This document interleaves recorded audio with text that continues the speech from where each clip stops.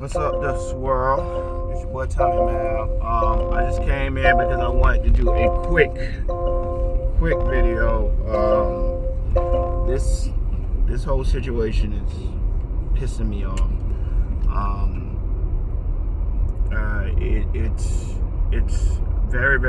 It's a very weird situation, right? I talk about things because they annoy me. I don't really talk about them because who am I that I think that people give two craps? You know what I mean?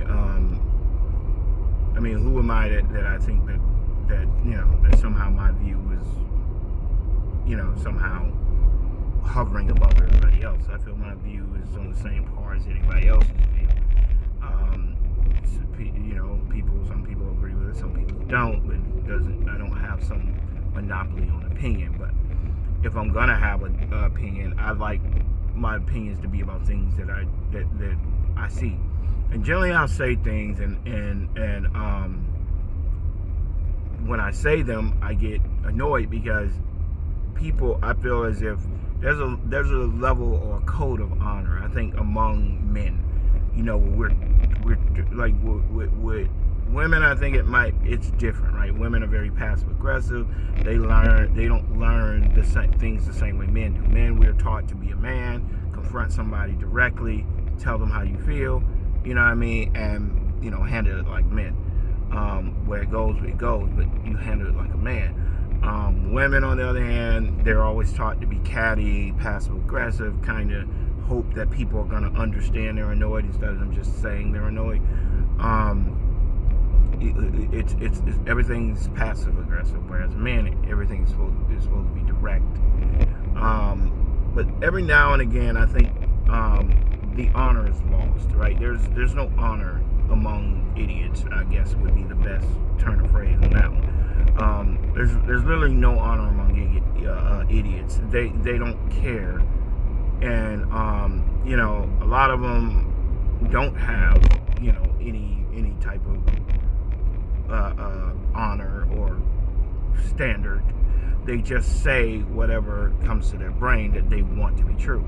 So they don't think about the things they say, because the things they say don't affect them. And I think I would run the estimation that about 80% of the world's population is sociopathic. I'm sorry, not the world, America's. I would say civilized world. I don't know about people who are not constantly talking, but I would say like 80, somewhere. I would say 1/4 of the population. 3/4 of the population in America is sociopathic, meaning you have a bunch of kids who are brought up from the time they're small, being told they're special because their parents love them, right? And then as they get older, their parents want to continue to keep believing they're special, right? So they get to a certain point in their life where reality meets perception, and so they're not special, and the world will show you real quick you're not special, because there's no such thing as being special, right? There are certain things certain people do good, and the people sometimes find niches of things they do well, and then sometimes those things are valued, or sometimes they're given an opportunity to showcase how good they are at those things. And sometimes you're good at things and you never get the same opportunities to showcase your talents, so you have to move on to something else. And after a while, you may not, the thing that you were put on this earth to do, or God made you uniquely qualified to do, you can't do it because you just don't have the opportunity to. You know what I mean? But you're special, but the thing you're special at, you may not have the chance to figure it out, because you're doing a whole bunch of other stuff that you're not special at. And then you keep forcing it, right? Because your parents are there and they're on your shoulder and they're like, you should do this, you should do that, you should do this, you should do that, you should do this. Before long, you don't learn to think for yourself. You learn to have people think for you. And when you're doing this, what ends up happening is the parents start to try to tell you stuff you're special at, because they feel less significant when they can when they can't look at your accomplishment as a reflection of them. right? If you're not doing anything amazing or great, all of a sudden they feel less significant. So then they start to bump your head up and make you think you're more important than you are, because they need to feel like they're more important than they are. So you create a unique society of a bunch of sociopaths, a bunch of people who are either severely insecure or severely overconfident, right? So in order to combat the insecurity, they become overconfident, meaning they start to overvalue little things. And then the little things they overvalue become so powerful that it creates an illusion that gives them some type of superpower where they're never able to see the world the way it truly is. They're just they want the world to be a certain way, and just like when they're told you're not special, their brain just keeps telling them they are, because there's this need to be special when nobody is really special. It's just opportunity meeting talent, or opposition or luck meeting talent, right? Or somebody staying within God's good graces and God giving people blessings because they stayed on his path. I don't think there's a such thing as somebody being special. I think people are just sometimes guided to do certain things, not all the time by God. God do certain things because of what other people can either get from it, or because of most 9 out of 10 times because of what other people can get from it. But with God, I think it's a different situation. I think God tends to let people fly under the radar with his blessings, where you're good and you never need, but you might want, but you never need. That's my opinion. That's my personal opinion, because I'm a Christian. Regardless of what, that's sidetracking. The point of this whole front-loaded soliloquy is the whole situation came out, about Scottie Pippen and Michael Jordan again. That discussion just keeps rearing its ugly head up all the time, and I'm starting to get very, very... It's just a restless conversation. It just, there's no rest to it. It's frustrating, right? So the idiot Aries Spears, who is only smart when he's talking, when he tends to agree with ignorant black people, yet when he says anything else that is not either pro-black or anti something that ignorant people already hate, he's an idiot. But when it comes to stuff where they can find a level of commonality with him, he's a genius. He's smart. He's telling the truth. Aries Spears is an idiot, right? Like there is no point. There is no point that I've listened to Aries Spears and thought that was enlightening. He is not a smart person. He's a very surface level thinker, and he never goes past what he already believes. He's the prime example of a person who believes they're smarter than they are, because they believe they've learned to take their accomplishment, overvalue them, and then turn around and think that the world needs to hear advice from a special person, when the truth of the matter is you're just a regular dude who got opportunities that other people didn't get. There are people funnier than you. There are people who are better actors than you. There are people who did things better than you. They just were not in the right place at the right time to take your spot. This is how life works sometimes. But you see a guy like Aries Spears, and he was on Mad TV. I did not think he was particularly good on Mad TV. He was not one of my favorite characters. I like Will Sasso, some of the other guys, but Aries Spears was not why I watched Mad TV. I did not even think he was funny. So I thought he was generally, all his jokes were jokes.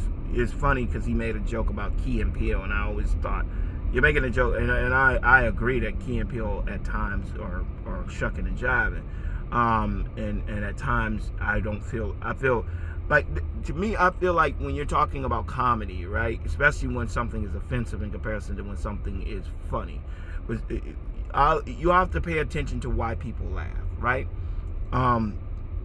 The thing I have about Key and Peele, I feel like, is that they tend to make jokes at times that are jokes that I think white people will laugh at, but black people won't.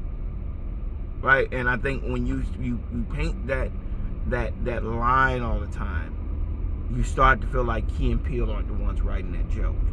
You feel like it's one of the writers writing their jokes, and they're not, and they're not trying to be Dave Chappelle and push back on it, right? So the joke, I don't understand what the joke is. Like the slave auction joke. I think most people are too thrown by the aesthetic to ever take in the joke. Like this is a picture of pain, and you have given me no reason to laugh at that pain. You're talking about your insecurities. You could have found a better way to do that without alluding to slavery and somebody wanting to be picked and somehow feeling insecure because they felt like they weren't nigger enough to be a slave. I don't. To me, I just the irony of that joke. It's not an experience I share, so I can't understand Key and Peele. I can't understand the experience of not feeling black enough. They probably can. So to them, it's a play on their insecurities, which I can understand. But from my point of view, I found it to be more disorienting than anything else. It's like I can't focus on the joke because I'm too focused on how stupid it is to make a joke about something that stupid. Like that's not even funny. I can't find the joke in it. The all-stars saying people's names, well, it's overblown. It's not funny. They're saying names that again, it sounds like a joke a white person made, and they just went with it. Oh, we're gonna do no. Go listen to an NFL, NBA introduction. Nobody's names are that retarded. That's just again ignorance. You're making a stereotype that black people name their child weird things when that is typically not the case. Some of them do, but typically that's not the case. LaShawn is not a crazy name, but you're saying my name is Ladarius Aquarius. That to me, it's a play on. To me, it's punching down. You're making fun of people who are in the ghetto, who are lower class, and you don't see yourself as a part of that class. So you're making fun of people, you're a group of people that are beneath you that you're not a part of. And I don't find the humor in that. I just kind of find it to be stupid. But Aries Spears does the same thing. So I don't understand why Aries Spears feels like he's in any type of ground to make any statements about Key and Peele. You're on the same TV show as them with the same writers. So obviously you should know that people are gonna lump y'all together. You're talking about, oh, they look at Key and Peele and they don't think they're black enough. They look at you and they think the same thing about you. They think you're a sellout, wore dress, all these other things. They think the same things about you. So I don't. To me, it's kind of like the pot calling the kettle black. I just thought it was funny. But again, the point being made is that when you look at somebody like Aries Spears, he's very non-observant. Like he doesn't self-actualize. He self-aggrandizes, and when you're like that, your brain tends to think your opinion is somehow has more weight than other people. And so he was having a discussion with that idiot Vlad, who again, another person who took a small accomplishment. You started a YouTube channel, dude. You're not freaking Jeff Bezos. You know what I mean? You start a YouTube channel, and he's constantly talking about himself as if he's some well-rounded thinker. Dude, all you did was start a YouTube video. You had some cachet to talk to people that other people couldn't talk to. That was the end of the story. So in order for people to be able to hear from people that they cared about, they had to go to your platform, which is cool, but that was no different than the Source, the Vibe, and any of those other places that were around. The problem is, the thing is, you just got on YouTube early. It wasn't some innovative thing. It was a lot of people doing it. You just happened to be the person that got the bigger artists, so after a while, people started to come to you. You're not a genius. You're not some forward thinker. You're just a dude that was in the right place at the right time. That being said, he's an idiot, again, sociopathic, my opinion is better than my opinion is more. People need to hear my opinion because my opinion carries weight. When it doesn't, nobody gives a crap what you think about 90% of the things. They're not on your platform to see you. They're on your platform to see your guest. And that's something you have yet to understand. You think people are on there to see you. That's why when you go through the comments all the time, which I don't even watch his channel, but when the times I do go through his channel, all you see is a bunch of people explaining to him how dumb he is. Let the people talk. Why you always talk? Nobody came on here to hear you talk. Shut up. Let the guest talk. Stop talking so much. Because it's an overinflated ego, a misguided feeling of importance that is not gained. But anyways, they're talking about it, and of course, he asked Aries Spears a question, and Aries Spears said, "I'm tired of people saying Jordan never won without Pippen. I mean that Pippen never won without Jordan." He's like, "And Jordan never won without Pippen. You need each other." Da da da. And he said that, and I thought that was a pretty respectable place to end it, right? They need each other. Okay, I can understand why somebody would believe that they need each other. I mean, everybody needs somebody. People need good teams. Most dynasties have multiple good players. This is how life is. It's not Jordan's fault that the teams around him didn't have that. So that would have been a fine place to end on. But they didn't. Then idiot Vlad pops back in and says, "Well, I think Jordan wins a ring without Pippen. Pippen doesn't win a ring without Jordan." And now you see all these Jordan cock eaters all through the comments saying, "Oh, that's the truth. That's the truth." Anybody who would say that has little to no understanding of history, basketball history, little to no understanding of the topic that they're speaking their opinion about, right? As a person who has extensively researched this issue, I can tell you, Michael Jordan. I don't think Michael Jordan won a series, an NBA playoff series. I could be wrong. He might have won one first round but MJ has never won a series without Pippen.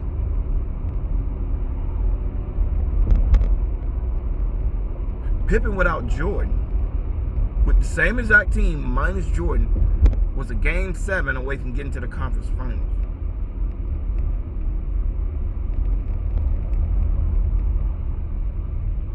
And lost to the team that eventually ended up going to the NBA finals. But if your mindset is that Pippen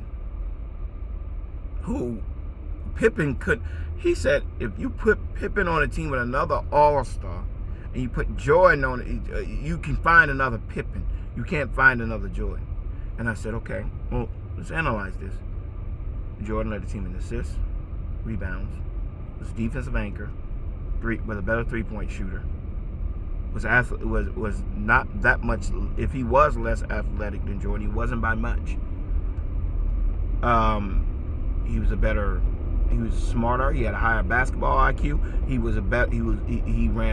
could run the offense through him. Jordan shot a lot of balls and played and guarded the third best person on the offense. Which one of those do you think you could have done without? Which one of those could have been easily replaced? Right? He's like, you could have put Jordan and Dominic Wilkins together and they would have won. No, they wouldn't have.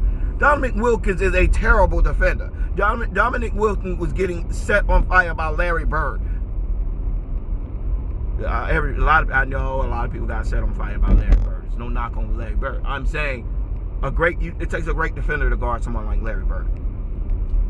Dominic Wilkins was not that guy. Right? He wasn't that guy. Right? Dominic Wilkins couldn't do half of the things Pippen did. So the idea that because Dominic Wilkins could score a lot of points that you could put him next to Michael Jordan that would have caused no problems, are you crazy? You know how type of mindset it takes to be a player like Pippen. To know that you can shoot, that you're a better 3-point shooter than Jordan, that you're a better that you're great attacking the rim. You could bring people in and find the passing lane. Pippen was such an advanced basketball player for his time, and I'm so sick and tired of idiots not understanding how important he was, how important the things he did were. I mean, I can't even fathom how your brain tells you that out of the two, Pippen was more easily replaced than Jordan was. My mind boggles at that premise because it doesn't make any sense. Pippen is a one of one. You can't find 5 guys that were doing what Pippen was doing. Small forwards running the offense. Come on, name another one. Name another one during that time where you could take that small forward and have him playing point guard like Pippen. Then turn around and put him on the top defender on defense. And he's still going to give you another 7-8 rebounds. Shut the other team's top player down. Then give you another 17-18 in points. Another 7-8 in assists.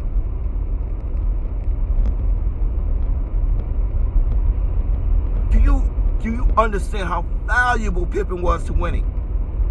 If you don't, go look at the season where Pippen decided to sit out and hold out. And go look at the teams they were losing to without Pippen. And then come back and have a conversation with me about which one of them two were more important. Nobody makes no argument that Jordan wasn't important. We all know Jordan was important. Jordan is a once in a lifetime scorer. Nobody will take that away from Jordan. Jordan did his job. That was his job, to score and to guard the third best person on defense. Period. In the story. His job was not to run the offense. His job was not to guard get rebounds. His job was not to guard the other team's best player. His job was not to get other people involved. That was Pippen's job. Jordan was not a high assist guy. He rarely, if ever, passed the ball, and it irked his teammates. So, nobody is saying that Jordan was not important, but you brought up discussion. You brought up discussion of which one was more important, and you said without hesitation that Jordan would have won one without Pippen, but Pippen couldn't have won one with. He said Jordan would have been Jordan regardless. Pippen was only Pippen because he was next to Jordan, which I thought was the most. And you realize after Jordan retired, Pippen had several more amazing All-Star seasons. When Pippen, the year after Jordan retired, Pippen was in the MVP discussion. So Pippen was a top 5 player. So the idea that you could somehow under-quantify the things Pippen did to over-quantify the things Michael Jordan did, I think is insane. Because Jordan fans have a track record of kind of being, like I said, without honor. They don't. They're not going to let the truth mess up their narrative. So as they get older, and LeBron gets more dominant, Pippen gets less valuable, right? He's less valuable, and as time keeps progressing, they keep dropping his accomplishment, and dropping his accomplishment. And all you see, what does it matter with Pippen? Why does Pippen hate Jordan? Well, let sleeping dogs lie. You know these people are crazy. You know you're losing the debate with LeBron, so you're gonna try to drop this stupid documentary to try to even things back up because you're so petty and small-minded. And so you put out this stupid documentary that does nothing but hurt Scottie Pippen, Horace Grant, all these players around you. And your idea is it helps you even though it hurts them. So you do this, all your teammates hate you after it, and because it's not a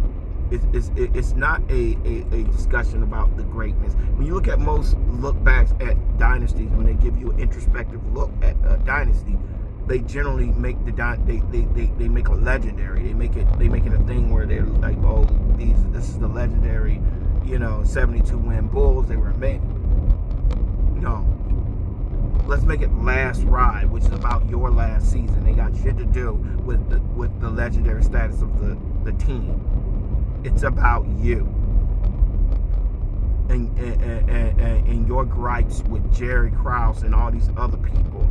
And I mean, I don't know if his name is even Jerry Krause. I forget his name, but the GM and all these other people, because you're so petty and small-minded that your mindset is to try to stick it in these guys' faces 20 years after, 20, 30 years after the fact, which is just petty and small.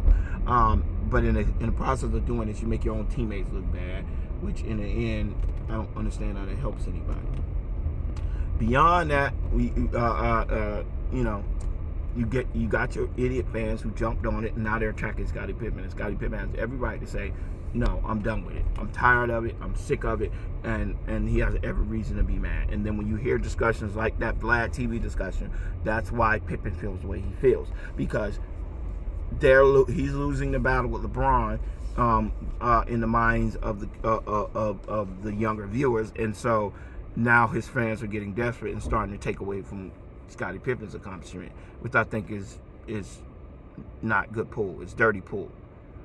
Pippen was a legend. Pippen was a Hall of Famer. Pippen was an amazing player. And don't drop Pippen to raid. They drop Pippen. They drop Rod. And they drop Horace Grant. They drop everybody around Michael Jordan to make him look better. And you look at LeBron's teammates down to Boobie Gibson. Their highlights is people talking about them associated with LeBron. Pippen is hurt in this situation by his association with Jordan. Now that Jordan is starting to lose the debate, now they're starting to throw dirt on Pippen, which I think is ridiculous. But anyways, please comment. Let me know what y'all think. If you're not subscribed, please subscribe, y'all, and let me and hit that notification so you get notified. All right, y'all. Peace.